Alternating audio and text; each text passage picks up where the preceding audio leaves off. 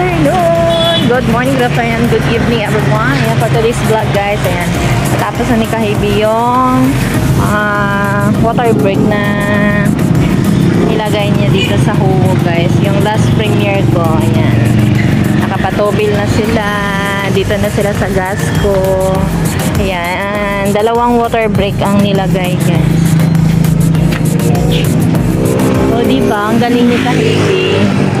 Talagang ano talaga yan si Kahibi, so talented.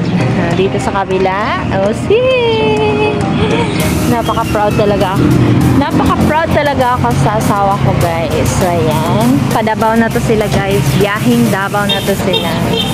So ayan, may water break na to. Hindi talaga ng water break yan guys, para sa lining.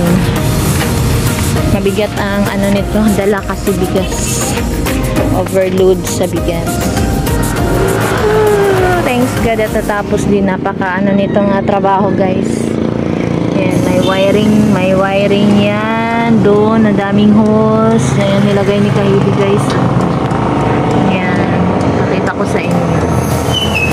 Ayan, tignan nyo yan guys. Ayan, mga hose, napaka complicated na trabaho to guys sa paggawa ng water break. Hindi lang basta-basta ilagay itong drum. Napakaraming nito, proseso. Ayan, ginawan din ng yung tubo niya guys. Yung napaka-astig ang pagkagawa. Ayan, sa lahat ng mga magpaano ng mga water break dyan. Ayan, contact niya lang si Kahibi, Marvin Kahibi Vlog guys. Shout out everyone. Ayan, nakapag full tank na sila. Pa-Davao na sila guys. Ginaya! Ayan, ang ating huwo. Pa-Davao na sila. Good job. Good job Kahibi. Thanks God at tapos din. So, kung hindi na siya busy guys, matapos to siya na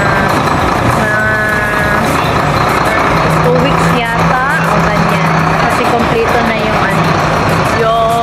mga material. Yan, naka full tank na siya.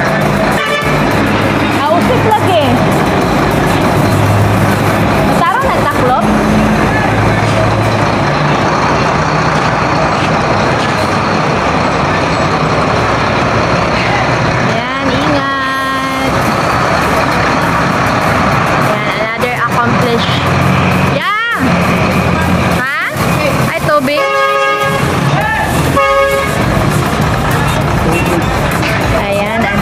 Accomplish ni Kahibi guys. God is great. Thank you for watching. God bless all.